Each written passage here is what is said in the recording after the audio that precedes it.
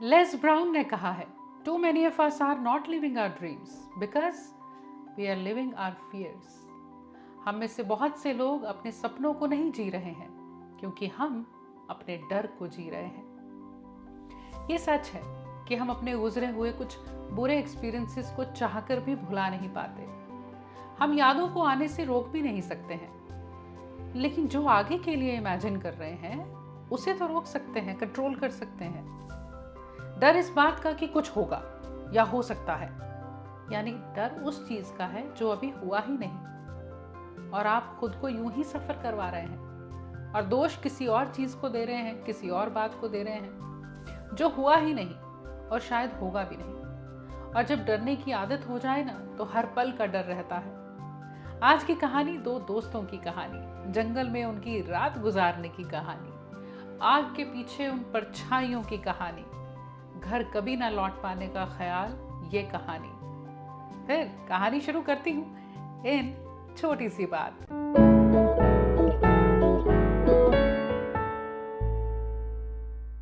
दो दोस्त कैंपिंग के लिए शहर से दूर जंगल में गए। इन दोनों दोस्तों में एक दोस्त पहली बार कैंपिंग के लिए जा रहा था और दूसरा यहाँ कई बार जा चुका था। पहले दोस्त को कोई भी हिचकिचाहट होती, कुछ सवाल होता तो दूसरा दोस्त कहता, मैं हूं ना। ये एक्सपीरियंस अभी तक पहले दोस्त के लिए भी बहुत एडवेंचरस था। अब रात हो रही थी, उन्होंने टेंट लगाया, आग जलाई, खाना बनाया और खाया। दूसरे दोस्त ने कहा, यहाँ खाने का एक छोटा सा टुकड़ा भी छोड़ना नहीं है, ध्यान रखना, क्योंकि खाने की थोड़ी भी खुशबू भालुओं को अपनी तरफ खींचती है। अब पहले वाला दोस्त थोड़ा डरने लगा। बीच जंगल में दूर दूर तक कोई नहीं, सिर्फ अजीब सी आवाजें हैं।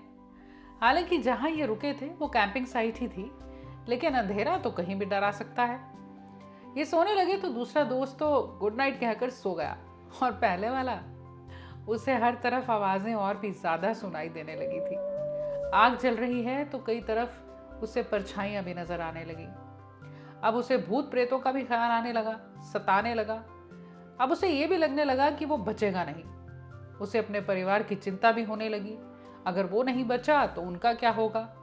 अगर मैं सोया और कहीं और खाने का टुकड़ा रह गया होगा, भालू आ गया तो? सोचने लगा, मैंने यहाँ आकर बहुत बड़ी गलती कर ली, मुझे आना ही नहीं चाहिए था यहाँ, कितना बेवकूफ हूं मैं। उसके ख्याल इतने डरावने होने लगे कि वो अपने दोस्त को डर के मारे जोर जोर से हिलाने लगा। दोस्त उठा, पूछा, क्या हुआ? इसने अपने मन की बातें बताई। अब दोस्त हंसा, बोला, तुम यहाँ पहली बार आए हो, कुछ डर कुछ ख्याल आने जायज हैं, लेकिन असल में तुम्हारी खुद की सोच, तुम्हारी इमेजिनेशन ही तुम्हें डरा रही है।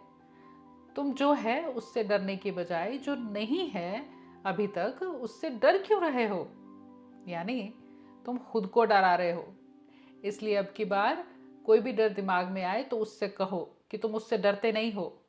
वो डर शायद अपनी आवाज तेज कर ले, उस डर का चेहरा तुम्हें और बड़ा नजर आने लगे। लेकिन अगर फिर भी तुम वही करो जो तुम करना चाहते हो तो वो डर कुछ नहीं कर पाएगा। तुम डर को कंट्रोल करो ताकि डर तुम्हें कंट्रोल ना कर पाए। ये कहकर दूसरा दोस्त सो गया और इस पहले दोस्त ने भी आंखें बंद की और हर डरावने ख्याल के आते ही ये उसे मन ही मन कहता कि मैं तुमसे डरता नहीं हूं। और कब नींद आई मालूम ही नहीं हुआ।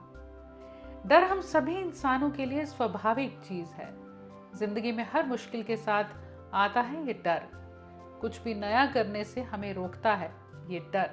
हम डर से बच नहीं सकते हैं, इसलिए इसे आने दें। लेकिन याद रखें, इससे पहले कि ये आपको कंट्रोल करे, आपको इसे कंट्रोल करना है।